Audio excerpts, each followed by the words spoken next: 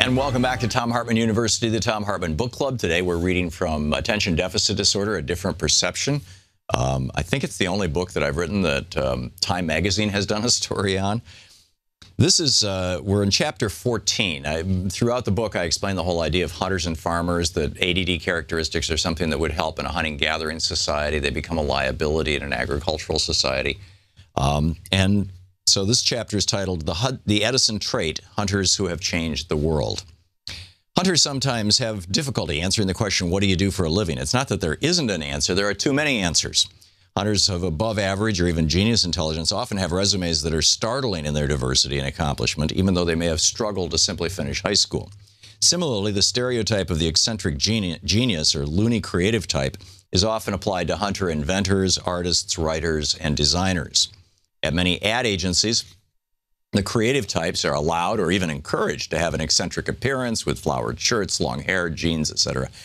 As the chapter on ADD and creativity pointed out, the ability to think innovatively is intrinsically tied to the ability to fall into an open and therefore distractible state of consciousness, one of the characteristics of ADHD. Conversely, to make use of the inspirations gained from such typical hunter-free association, there must be a compensating burst of focused energy in order to bring these concepts into reality. Learning to channel these bursts is the challenge to every hunter.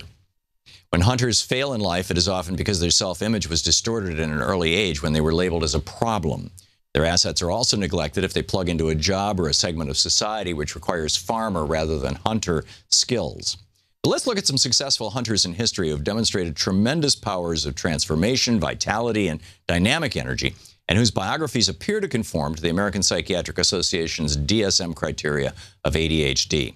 While it's impossible for us to reach back to historic figures and ask them to answer the questions which might lead to a medically supportable diagnosis of ADHD, their life stories very often give us those answers in a rather overt fashion. Consider the following. The life of Thomas Alva Edison has been an inspiration to hunter boys for nearly a century. Born in the Midwest before the Civil War, Edison wrote, quote, I remember I used never to be able to get along at school. I was always at the foot of the class. I used to feel that the teachers did not sympathize with me and that my father thought I was stupid. Edison complained about the distractions of the other children in his school and the fact that learning was abstract and not real.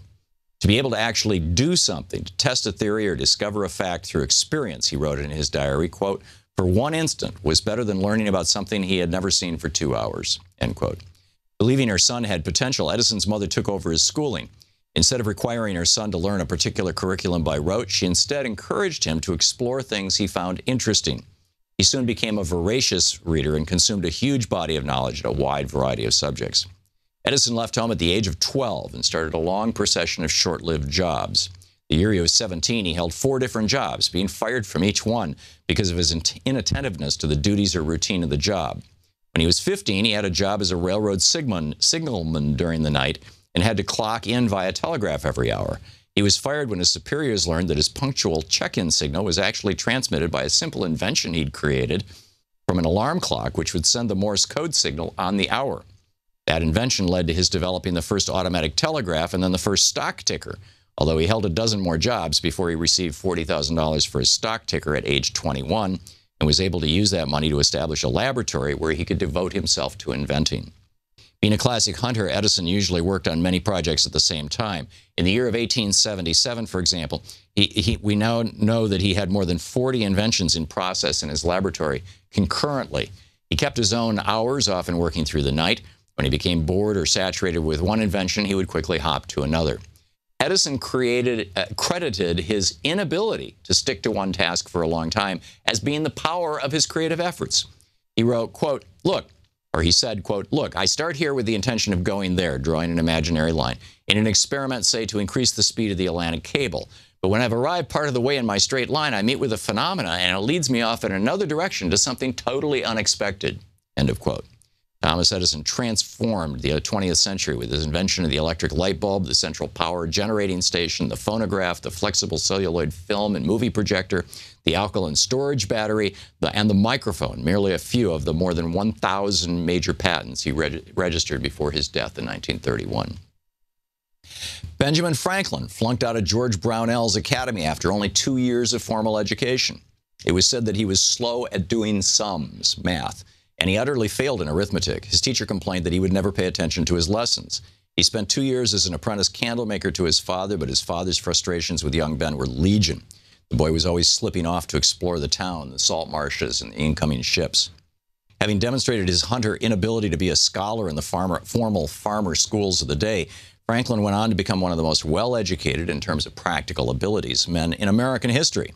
Although he couldn't stick with a single job, Franklin is now celebrated for his accomplishments in dozens of roles. He was a printer, moralist, civic leader, essayist, inventor, scientist, diplomat, publisher, statesman, postmaster, candlemaker, mechanic, and philosopher, among others. His impulsive streak, which was partially responsible for the creation of the United States of America, showed itself early when, at the age of 16, he wrote several articles for the Courant, a Boston newspaper making fun of Boston's authorities and society figures. Anyhow, the book is Attention Deficit Disorder, A Different Perception.